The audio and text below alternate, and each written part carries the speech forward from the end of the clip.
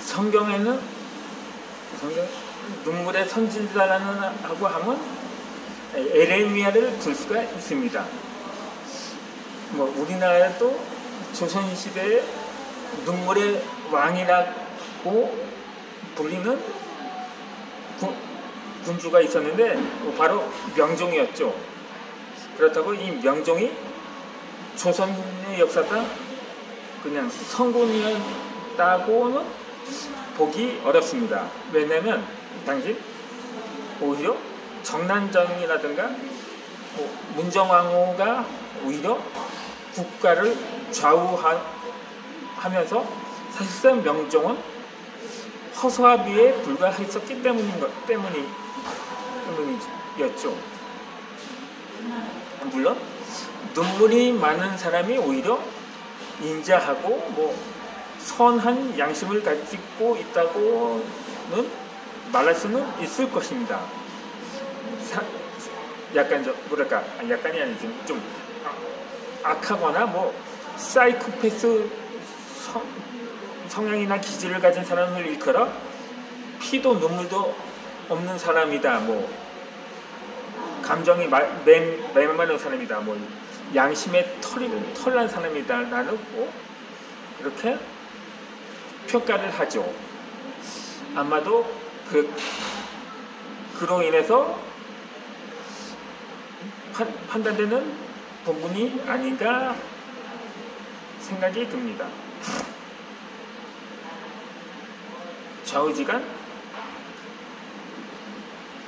이 성경의 인물 중에서 선지자 중에서 가장 많은 눈물을 흘린 선지자를 예레미야를 꼽는데 어떻게 그가 자신의 흔히 말해서 자신이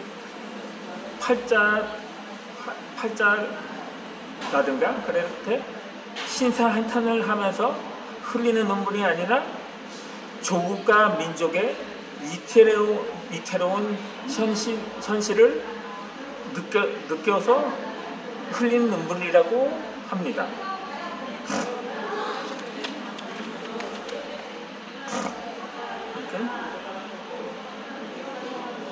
그래서 물론 성경 인물 중에는 예레미야뿐만이 아니라 예수님께서 또 우셨다고 하고,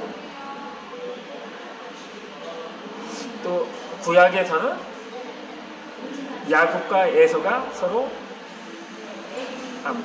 그렇게 자주 눈물을 보인 것은 아니었죠. 그래서 처음으로 20년 만에 상봉을 했을 때 약간의 눈물을 흘렸다고 전해지긴 합니다. 또 북왕궁에서는 당시 폭군 아합 왕의 사람들한테 쫓겨서 굴에 은신하고 있을 때 엘리야도 자살을 생각하면서 흐느꼈다고도 합니다. 이렇게 사람이 자신의 안이라든가 뭐 조금 더 넓게 안목을 바라보면서 현실을 상기하면서 눈물을 흘리곤 한다는 거죠.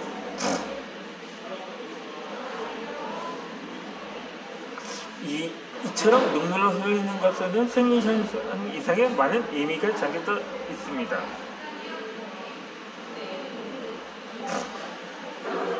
특히 그리스도인들에게는 더더욱 그렇습니다. 하지만 눈물을 흘린다는 현상적인 부분에만 집중해서는 안 됩니다. 자칫 그 행위가 은혜를 받았다는 하나의 지표를 여길 수 있기 때문입니다. 개인의 영성이나 마음의 상태와는 상관없이 눈물을 흘리는 모습은 주변 사람들에게 마치 그 사람이 거룩하고 영적이며 깊은 은혜를 체험하고 있는 것처럼 보이게 마련입니다. 그러다 보니 그러한 주변의 이목만을 염두에 두고 억지로 눈물을 만들어내려는 경우도 종종 있습니다. 저는 어렸을 때 하도 많이 울었었거든요.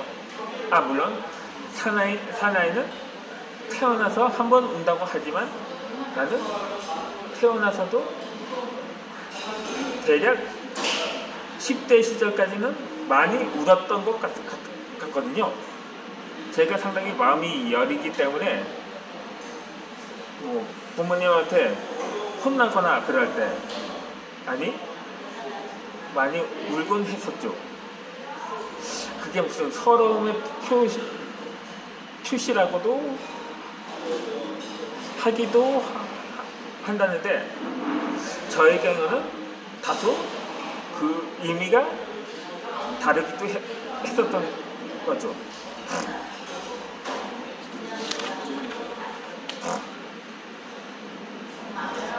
그 외에도 슬퍼서 흘리는 눈물과 감동이나 감격에 겨워서 흘리는 눈물도 있습니다. 그러니까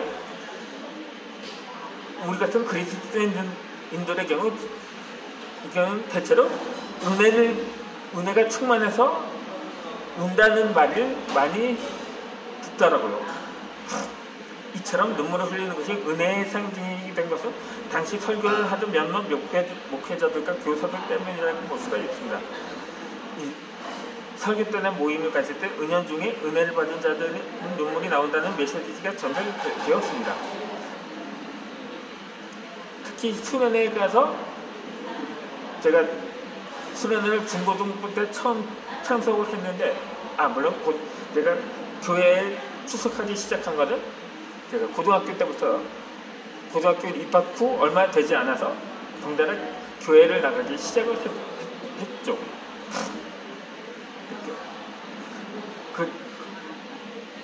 그렇게 수련회 가다 보면 항상 이른바 통성기도라고 하였죠. 흔히 말해서 통곡하면서 하는 기도라고도 말할 수가 있는데 어쨌든 간 실제로 많은 학생들이 눈물을 흘리기도 했고 눈물이 나오지 않으면 마치 마음이 강박해서 그런 것처럼 생각할 수밖에 없는 분위기였습니다.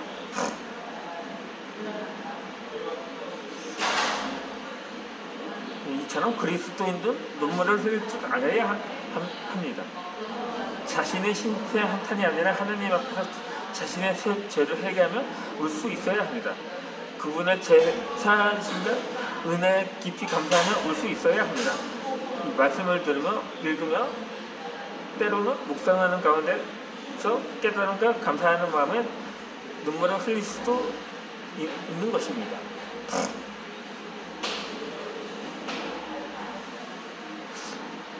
여기에 남자와 여자의 구분이 있을 리가 없습니다.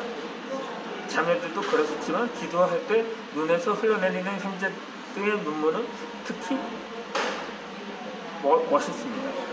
진심이 느껴지기 때문입니다. 여자의 눈물과는 뭔가 다른 묘한 차이가 느껴집니다. 어깨동무를 하며 서로 호통하게 우는 모습도 좋지만 형제끼리 말없이 안하지만 흘리는 눈물은 더욱 뜨겁습니다. 그래서 성경은 우리에게 즐거워하는 자들과 함께 즐거워하고 우는 자들과 함께 울라고 로마서 12장 15절에서 기록되어 있어서 설명을 하고 있습니다. 즐거워하는 자들과 함께 즐거워하고 기뻐하는 것도 우리가 해야 할 일입니다. 그러나 그것보다 더욱 중요한 것은 우는 사람들과 함께 우는 것입니다. 상대방은 슬픔과 아픔에 눈물을 흘리는데 나만 체면 차리고 자존심 상하느라 억지로 울음을 참을 필요가 없는 거죠.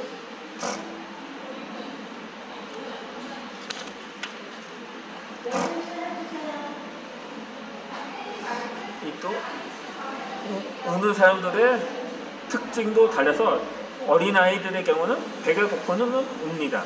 울음으로 그 표현, 배가 고프다는 표현을 합니다. 배에서 쪼르륵 소리로 인해 그 부모가 그것을 눈치채지는 않습니다.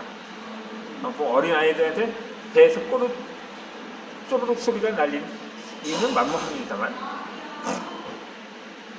아무튼 간에 이 어린아이들의 조르래도 울고 엄마가 보이지 않아도 울게 됩니다.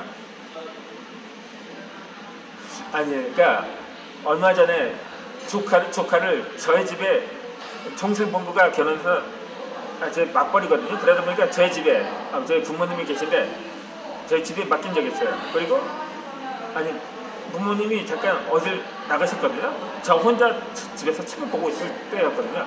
그래서 조카가 낮잠을 자자 깨어난 거예요. 이러다 보니까는 주변을 보다 보니까 그러니까 그 조카한테는 할아버지 할머니까지였죠. 아무도 없으니까 갑자기 우는 거예요. 그런데 내가 있는 걸 보고 울음을 멈췄더라고요. 또 이번에 조카가 둘인데 또 그 둘째 조카도 마찬가지였고요. 이렇듯 그런 어린아이들, 특히 미취학 아동들의 경우는 그렇게 해서 표현을 하는데 성장해서 어른이 되면 그런 일도 울지는 않습니다.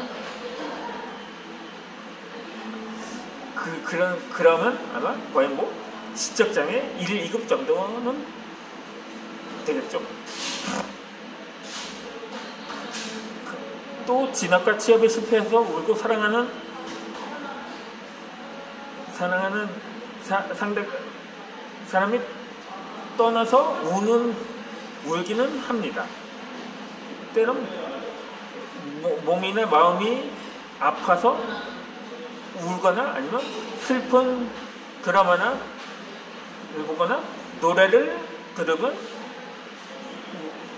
눈물이 날 때도 있습니다.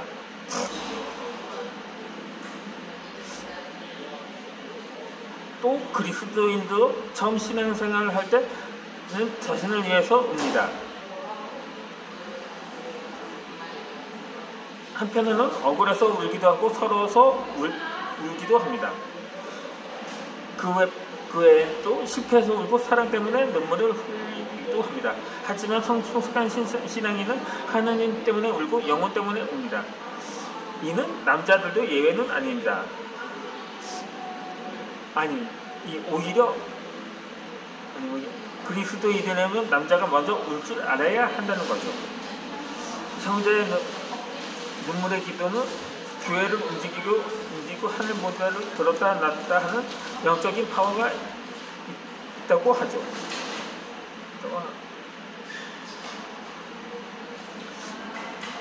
마음 깊은 곳에서 우러나오는 진심 어린 남자의 눈물, 즉 실현 성장에 보이지 않는 원동력임을 우리는 기억해야 할 것입니다. 남자는 평생 3번만 운다는 말은 적어도 그리스도인에게는 하루빨리 벗어나야 할 착각인 것입니다. 그래도 그러니까 내가 처음에 남자는 평생 3번 운다고 한다기에 처음에 태어나서 울고,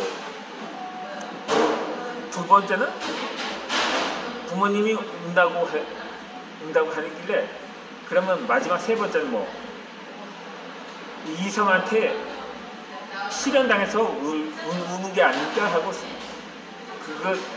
나만의 착각을 한 적이 있습니다. 그런데 부모님이 아니라